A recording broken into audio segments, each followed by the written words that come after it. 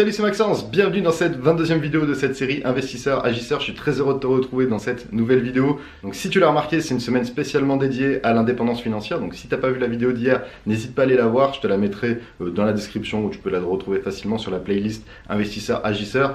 Et pourquoi je te dis ça, c'est parce que en fait, l'objectif de cette semaine, c'est vraiment de décortiquer étape par étape comment devenir indépendant financièrement, quelles sont les habitudes à acquérir. Et du coup, la vidéo d'hier, c'était vraiment sur les fondements de l'indépendance financière. Donc aujourd'hui, on va voir dans cette vidéo par où commencer pour devenir indépendant financièrement. Donc je vais te donner ton plan d'action pour débuter ta quête vers l'indépendance financière. Donc la toute première étape par laquelle commencer, c'est de déterminer un pilier d'enrichissement en fonction de sa situation personnelle. Chaque personne est totalement différente, donc chaque stratégie sera différente et chaque pilier d'enrichissement sera différent. Là, on va partir du principe qu'on prend comme pilier d'enrichissement l'immobilier, mais tu as aussi le business, tu as la bourse, tu as beaucoup de choses que tu peux mettre en place. Mais là, on va vraiment partir du principe qu'on va rester dans l'immobilier parce que c'est le thème de cette chaîne, c'est l'investissement immobilier. Du coup, on va partir du principe que tu choisis ce thème d'enrichissement. Ensuite, une fois que tu as choisi ce thème d'enrichissement, la première chose à faire, c'est d'apprendre énormément à ce sujet. Donc pour ça, il faut que tu te formes grâce à des livres, grâce à des vidéos YouTube, donc n'hésite pas à regarder ma chaîne si besoin, grâce à des formations, pourquoi pas, grâce à des masterminds, grâce à des séminaires, grâce à des conférences en ligne. Enfin voilà, il y a énormément de façons de se former maintenant, surtout sur l'investissement immobilier. C'est devenu hyper courant de se former là-dessus, donc c'est pour ça que voilà, là il n'y a aucune excuse pour vraiment se former au taquet. Moi quand j'ai débuté, c'était il y a 5 ans à peu près, il y avait quand même beaucoup moins de choix, il y avait il y avait quelques livres on va dire, mais quasiment pas de vidéos YouTube qui parlaient de ce sujet et du coup c'était beaucoup plus compliqué. Mais là en l'occurrence, voilà, il y a beaucoup de vidéos en ce moment qui tournent, donc notamment sur cette chaîne, je crois que tu as à peu près plus de 100 vidéos qui sont sur le sujet de l'investissement immobilier. Donc voilà, je pense que tu as de quoi faire pour vraiment apprendre, mais ça c'est vraiment la première étape. La deuxième étape, c'est d'apprendre énormément à ce sujet et l'objectif c'est vraiment que tu sois incollable à ce sujet. En parallèle de ça, donc la troisième étape, il faut absolument que tu assainisses tes finances. Donc si par exemple tu es souvent dans le rouge, si tu n'arrives pas à mettre de l'argent de côté par exemple, moi ce que je te recommande avant toute chose et en parallèle de cet apprentissage, donc du fait d'apprendre beaucoup de connaissances, c'est vraiment d'assainir tes comptes en banque, de faire très attention à ça parce que c'est vraiment ce qui va te permettre du coup de pouvoir avoir un crédit. Donc si tu as une mauvaise situation bancaire, ce sera beaucoup plus difficile d'obtenir un crédit et si tu n'auras pas de crédit, tu pourras difficilement acquérir ton premier bien immobilier. Donc un truc qui est très important, c'est de mettre en place un virement récurrent. Donc ça, c'est même si c'est 50 euros, c'est pas grave. Le banquier, ce qu'il veut voir, c'est que tu arrives à gérer ton argent. Et si tu arrives à mettre de l'argent de côté, ce sera beaucoup plus facile d'avoir un crédit immobilier. Tu vois, moi en l'occurrence, lorsque j'ai commencé à investir, j'avais que 700 euros sur mon compte, ce qui est pas énorme. Par contre, le truc, c'est que j'avais mis en place un virement automatique et ça, le banquier, il aimait. Et deuxième chose, c'est surtout que j'étais jamais dans le rouge.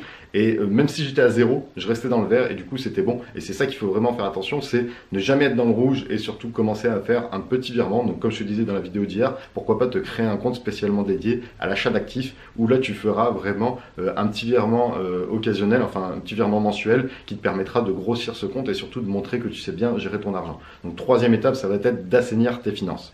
Quatrième étape, ça va être de te créer un réseau immobilier. Ça, c'est la base aussi. Si tu veux investir dans l'immobilier, il faut que tu aies un réseau immobilier. Tu vois, hier encore, je discutais, j'étais à une soirée d'investisseurs et c'était super intéressant. Et c'est vrai que pour des débutants, beaucoup de personnes me disaient, voilà, je sais pas par où commencer, j'arrive jamais à trouver de bonnes affaires.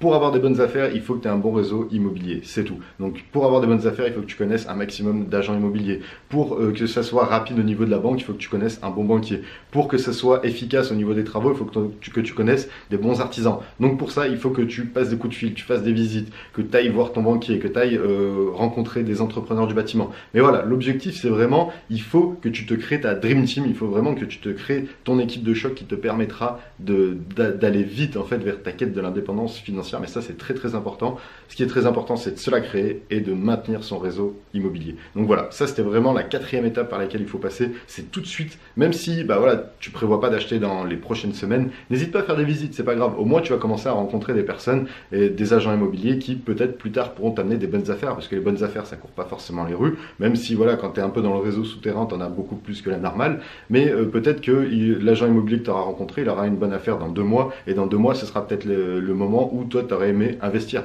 Donc c'est pour ça, je te conseille tout de suite dès à présent de te créer ton réseau immobilier. Donc ça rejoint la 5e étape qui était de passer à l'action immédiatement. Donc voilà, Prends ton téléphone, appelle un agent immobilier, va faire une visite, rencontre-le, discute avec le, essaie de te démarquer des autres, des autres visiteurs. Donc comme je te disais, j'avais fait une vidéo comment faire la différence dans l'immobilier. N'hésite pas à la regarder, elle fait partie de cette série Investisseurs Agisseurs où là je t'explique voilà, comment impacter l'agent immobilier pour qu'il se souvienne de toi. Donc c'est vraiment une chose à faire, c'est vraiment de prendre ton téléphone, d'aller faire des visites, d'appeler ton banquier pour un rendez-vous, pour estimer ta capacité d'emprunt. N'hésite pas à relancer ton notaire en lui expliquant que voilà, dans pas longtemps tu vas commencer à investir, donc même si lui il a des bonnes affaires, pourquoi pas. N'hésite pas à contacter des entrepreneurs pour aller voir pourquoi pas leur chantier si tu connais vraiment personne, ou réactiver des vieilles connaissances qui sont dans le bâtiment. Donc voilà, l'objectif c'est de passer à l'action et de faire vraiment plein de petites étapes pour y arriver, que ce soit au niveau de la banque, que ce soit au niveau des travaux, du notaire, de la recherche immobilière. Donc voilà, il y a énormément de choses à faire, donc commence tout de suite à passer à l'action. Et dernière étape, du coup, ça va être d'acheter son premier actif immobilier. Donc ça, c'est très simple. Une fois que tu seras passé à l'action, logiquement, tu auras vu des bonnes affaires et là, tu acquériras ton premier actif immobilier, donc ton premier investissement immobilier rentable qui te fera gagner de l'argent tout de suite, immédiatement. Et c'est quelque chose voilà, qui va commencer à payer et payer et payer sur le long terme. Donc voilà, grosso modo, c'était les 6 étapes. La première étape, ça va être de déterminer un pilier d'enrichissement. La seconde, ça va être d'apprendre énormément à ce sujet. La troisième, ça va être d'assainir tes finances et voilà, de faire vraiment attention à tes finances parce que ce sera vraiment la base. La quatrième, ça va être de te créer un réseau immobilier solide. La sixième, ça va être de passer à l'action immédiatement. Et la septième, ça va être d'acheter ton premier actif. Et c'est comme ça que tu pourras débuter dans ta quête vers l'indépendance financière et il n'y aura pas 36 solutions. J'espère que cette vidéo t'a plu, n'hésite pas à la liker et à la partager autour de toi. Si tu veux aller plus loin, il y a une semaine de formation totalement gratuite pour devenir indépendant financièrement grâce à l'immobilier qui est juste à la fin de cette vidéo. Tu cliques, tu t'inscris, tu as accès à un espace membre d'une formation totalement offerte et du coup ça te permettra vraiment d'avoir des gros résultats dans l'immobilier pour ton indépendance financière. Sur ce, je te dis à demain pour une prochaine vidéo. Ciao!